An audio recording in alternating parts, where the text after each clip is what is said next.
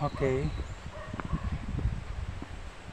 Alam nyo guys, akala ko yung ahas na yun is patay na. Yung pala buhay pa. Yun. Uy.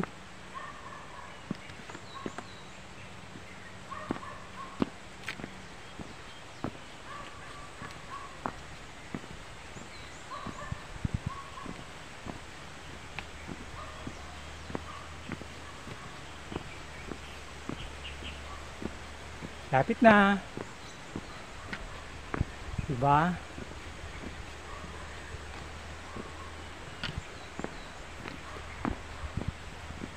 Konting sakripisyo lang.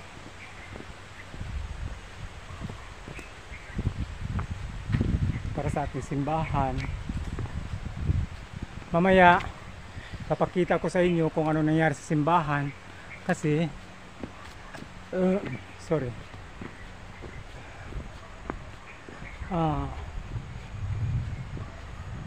Yung panahon ng umuulan, nung dumaan si Karina, malakas yung hangin doon sa portion ng simbahan.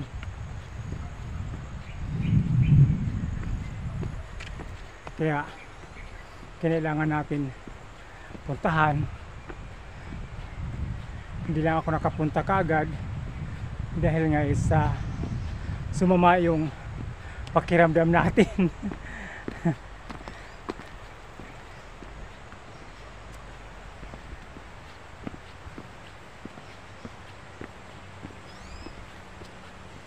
Diba?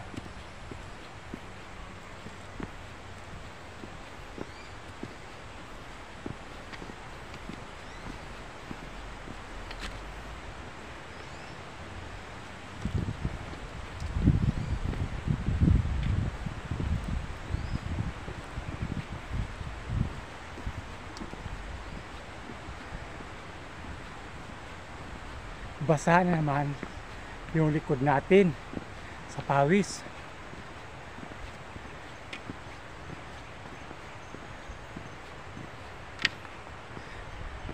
Ikot.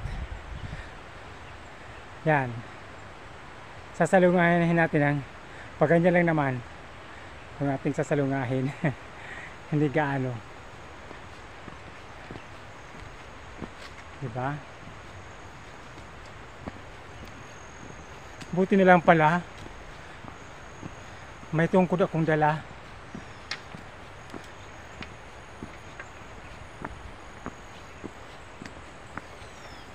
Alam nyo guys, itong ginagamit kong tungkod, pag sumusuba ako, ang tawag nito, ito, lunas bundok. Mapait ito. Kaya kung meron ka nito, tapos sumakit yung tiyan mo habang nasa daan, ngat-ngatin mo to dahil gamot ito gamot.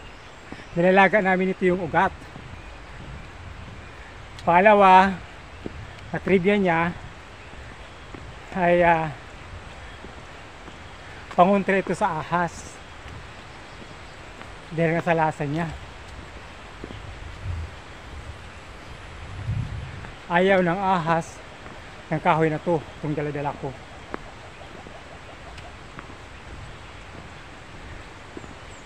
Kaya pag sumusuba ako rito na magbabaktas ako, kahit hindi basa yung daan,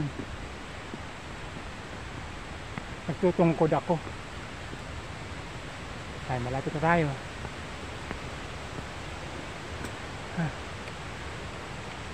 Meron pa tayong isang sapa na dadaanan kung saan diyan kami naliligo umagang-umaga kung may misa ako.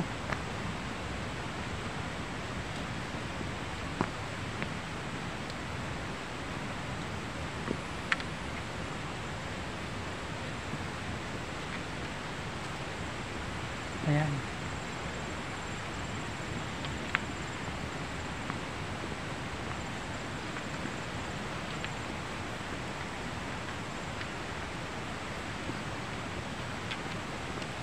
May tao yata.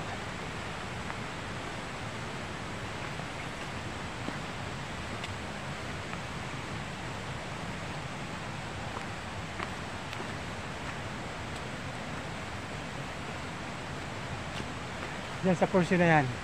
Meron dyan sapa. Masarap din paliguan.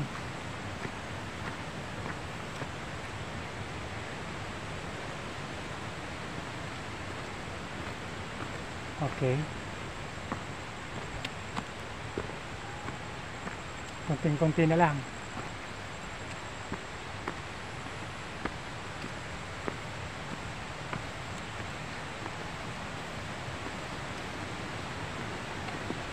Ito guys, puntahan natin to. Dito ako naliligo kapag may misa.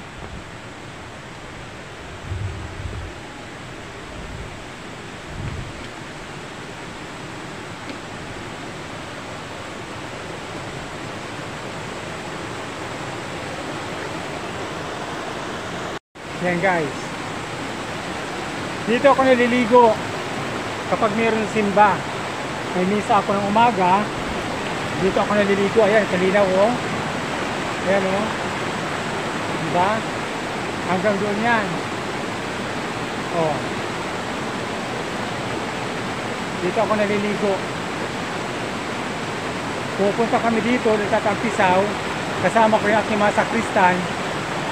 Sa alas 6 ng umaga. Dahil ang misa natin is alas 8.